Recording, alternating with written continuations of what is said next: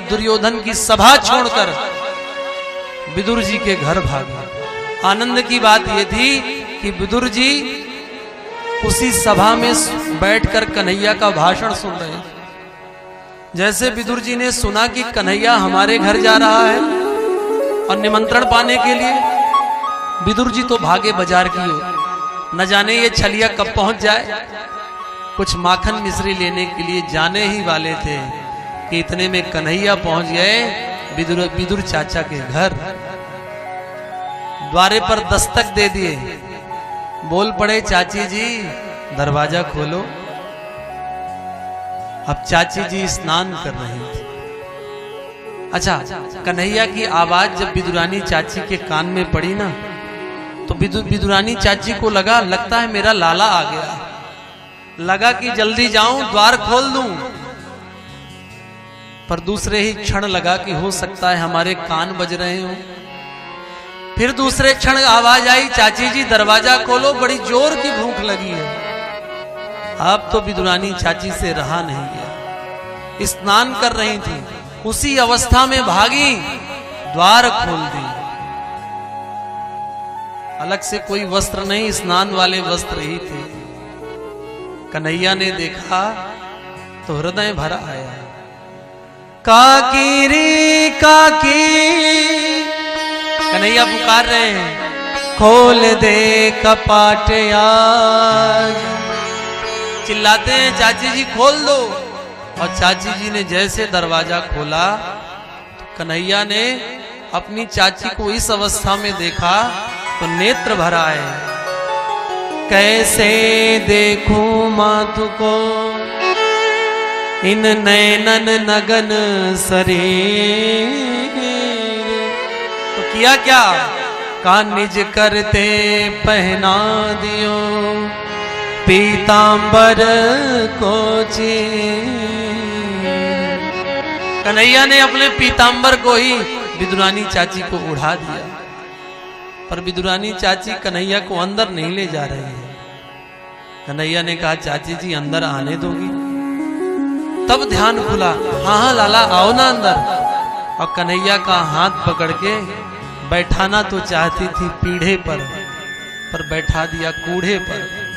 जो द्वारिकाधीश सिंहासन में बैठते हैं, छत्र चमर लगा रहता है, वो द्वारिकाधीश प्रेम के वशीभूत होकर आज कूढ़े में बैठे हैं।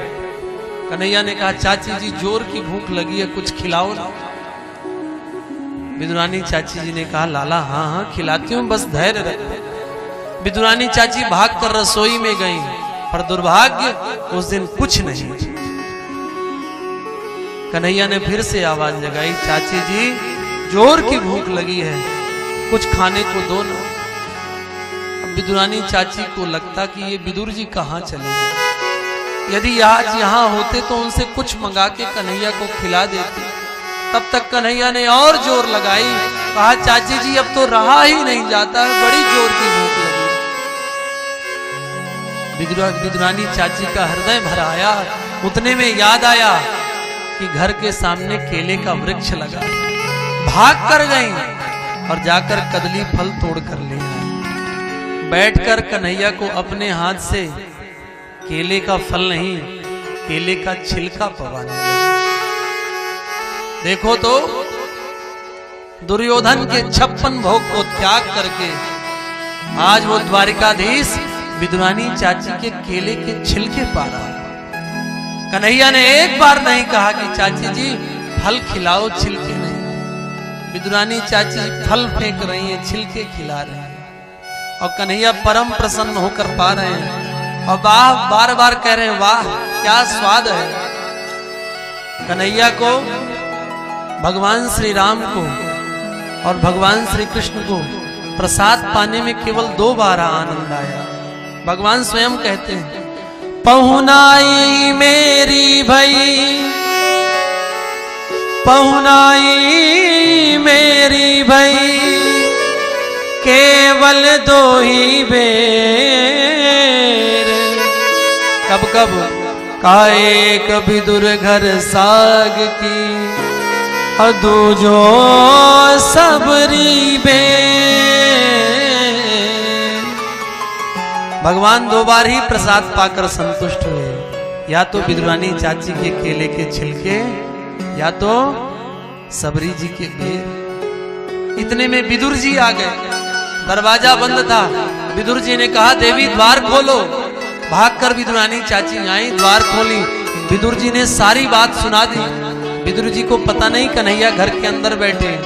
विदुर जी ने कहा कन्हैया आने वाले हैं, उनके लिए हम माखन मिश्री लाए हैं। देवी कन्हैया जब आएंगे तो माखन मिश्री खिलाना। बोल दो राधे राधे। विदुरानी चाची ने कहा कन्हैया आएंगे नहीं, कन्हैया आ गए हैं और कन्हैया पाएंगे नहीं, कन्हैया पा रहे हैं। और जैसे विदुर जी ने कन्हैया को देखा कूड़े में बैठे केले के छिलके पा रहे हैं, तो दौड़ कर गए और कन्हैया का हाथ पकड़ लिया। नाना लाला, मेरे रहते केले के छिलके तू खा। विदुरानी चाची को खूब डांट लगाई, पागल हो गई हो, कन्हैया को केले के छिलके पवा रही हो। अब तो विदुरानी चाची डर गई, हे भगवान, ये कितना बड़ा अपराध हो। जल्दी से माखन मिश्री बनाया और उसी का भोग लगाया। कन्हैया माखन मिश्री पाते पाते कहने लगे, चाचा जी एक बात कहूं, बुरा तो नहीं मानोगे? विदुर जी ने कहा हाँ हाँ लाला बताओ। कहा चाचा जी, जो स्वाद चाची जी के द्वारा खिलाए गए छिलकों पे आ रहा था, वो स्वाद इस माखन में नहीं आ रहा। इतना कह के कन्हैया रोने लगे। कन्हैया भी रोए और विदुर जी भी रोए। देखो भगवान का कैसा प्रेम है। भगवान दुर्योधन के 56 भोग को त्याग करके यहाँ विदुरानी चाची के केले के छिलके पा रहे। अच्छा, प्रसाद पाने के बाद कन्हैया ने कहा चाचा जी अब हमें सोना है। ठीक है लाला सो जाओ, पर यहाँ कोई डल्लफ का बिस्तर नहीं, डल्लफ का बेड नहीं मिलेगा, गद्दा नहीं मिलेगा। यहाँ द्वारिका जैसा तुम्हें सिंहासन नहीं मिलेगा सोने को लाला, यहाँ तो एक चटाई है। कन्हैया ने कहा मैं उसी में सो जाऊं। अब कन्हैया उसी चटाई पर लेट गए और लेटने के बाद बार बार करवट बदल रहे हैं, नींद नहीं आ रही है। विदुर जी ने कहा लाला कोई समस्या? कन्हैया ने कहा चाचा जी, मेरी मैया यशोदा ने मेरी एक आदत बिगाड़ दी। क्या लाला? कहा मैं जब भी यशोदा मैया के पास सोता तो हमारे सिर के पास वो तकिया रख देती। विदुर जी ने कहा लाला तकिया तो नहीं है, पर हमारी ये गोद है, इसी गोद को तकिया समझ लो। दौड़कर विदुर जी गए, कन्हैया का सिर उठाए और अपनी गोद में रखे। फिर भी कन्हैया को नींद नहीं आई, बार बार करवट बदल रहे हैं। अब क्या समस्या है लाला? कन्हैया ने कहा चाचा जी, मैया यशोदा ने एक आदत और बिगाड़ दी हमारी। क्या आदत बिगाड़ी? कहा मैया यशोदा सोते समय केवल सिर पर नहीं, पैरों तले भी एक तकिया रखती थी। विदुरानी चाची ने कहा लाला एक तकिया विदुर जी बन गए, एक तकिया मैं बन जाती हूँ। विदुरानी चाची दौड़ कर आई और कन्हैया के चरण को उठाई और अपनी गोद में रख ली। देखो कैसा सौभाग्य, पति को भगवान का सिर मिला है गोद में और पत्नी को भगवान के चरण मिले हैं। किसके बल पर? कहा प्रेम के बल पर।